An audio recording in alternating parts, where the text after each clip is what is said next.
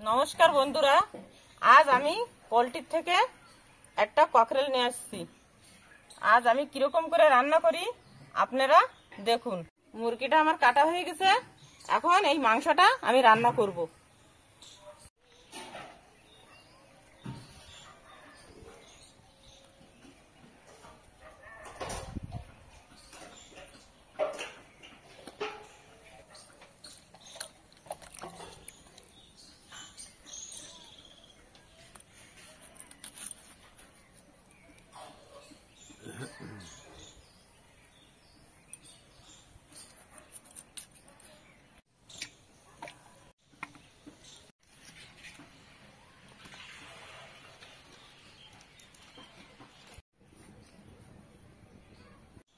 উনুনটা জ্বলে গেছে, আমি এখন কড়াইটা বসিয়ে দিচ্ছি। কড়াইটা গরম হয়ে গেছে, আমি এখন সাদা তেল দিয়ে দিচ্ছি।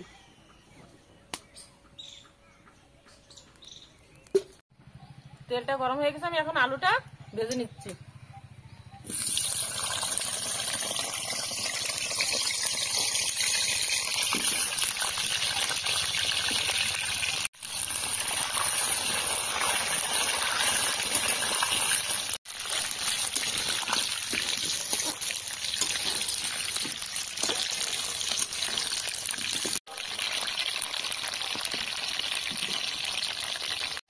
আমার আলুটা ভাজা চলছে, আমি এখন মাংসটা ভালো করে মাখিয়ে নেব মশলা দিয়ে।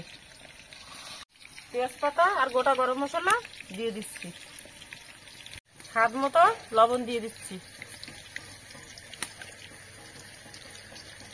হলুদ গুঁড়ো, শুকনো লঙ্কার গুঁড়ো, আদা রসুন আর কাঁচা লঙ্কা বাটা দিয়ে দিচ্ছি, পেঁয়াজ বাটা, ধনের গুঁড়ো দিয়ে দিচ্ছি, জিরের গুঁড়ো দিয়ে দিচ্ছি। এবার সাদা তেল দিয়ে দিচ্ছি। এবার এটাকে আমি ভালো করে মাখিয়ে নেব।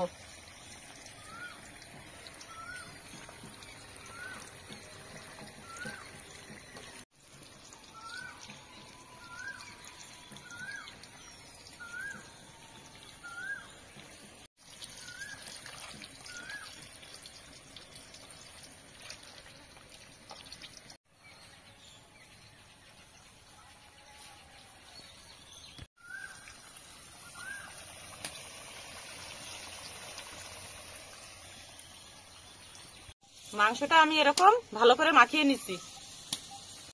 আলুটা ভাজা হয়ে গেছে, আমি এখন নামিয়ে নিচ্ছি।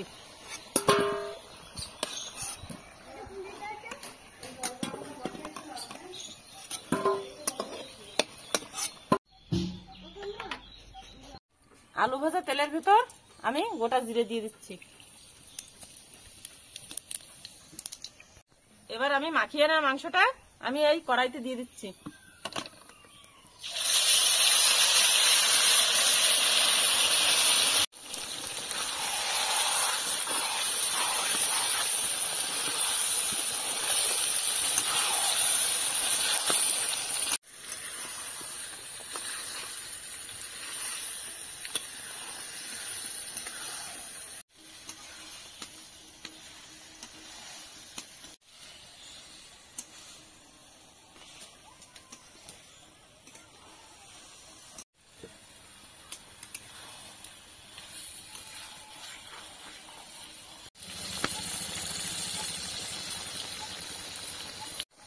আমি এই মাংসটা অনেক সময় গালিয়ে নেব, কেন কি এটা গাউতি মুরগির মতন ওরকম শক্ত হয়। বেশি সময় জ্বালিয়ে নিলে ভালো সেদ্ধ হবে।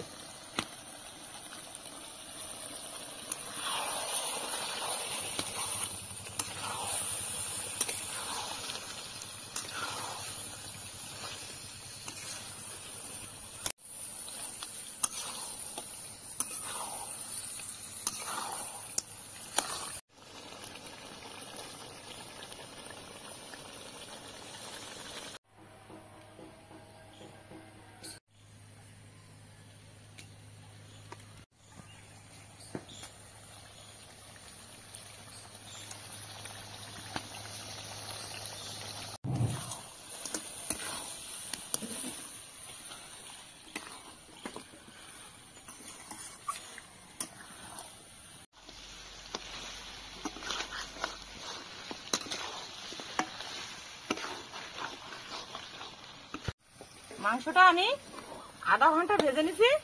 এখন মাংসটা সেদ্ধ হয়ে গেছে। আমি এখন গরম জল করে রেখেছি, গরম জলটা ঢেলে দেবো। গরম করা জলটা আমি দিয়ে দিচ্ছি।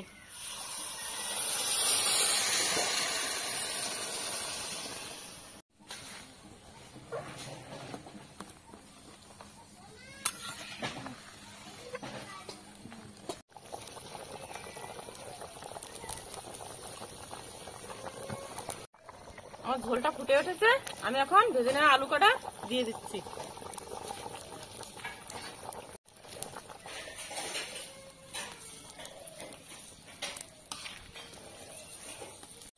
এবার আমি এই তরকারিটাকে অনেক সময় জ্বালিয়ে নেব।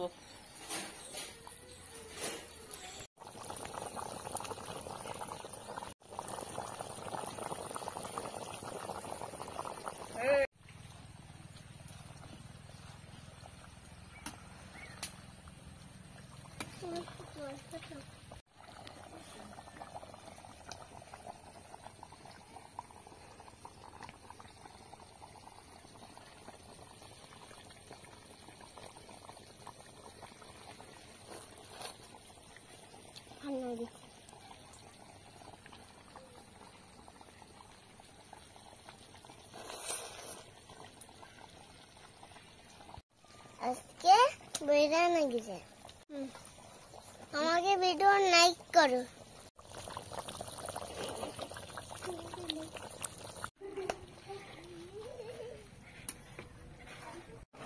আধা ঘন্টা আমি মাংসটা জ্বালিয়ে নিয়েছি ঝোল দিয়ে। এখন আমি মাংসটা গরম মশলা দিয়ে নামিয়ে নেব।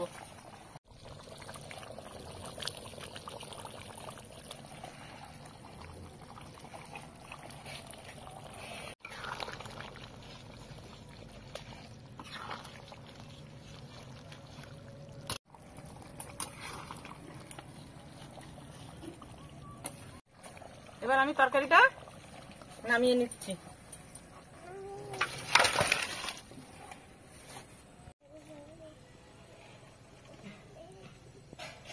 ভিডিওটা ভালো লাগলে অবশ্যই একটা লাইক করে দেবেন, আর আমাদের চ্যানেলটাকে সাবস্ক্রাইব করে আমাদের পাশে থাকবেন। তাহলে এবার আমি আসি, একটা নতুন ভিডিওর সঙ্গে দেখা হবে।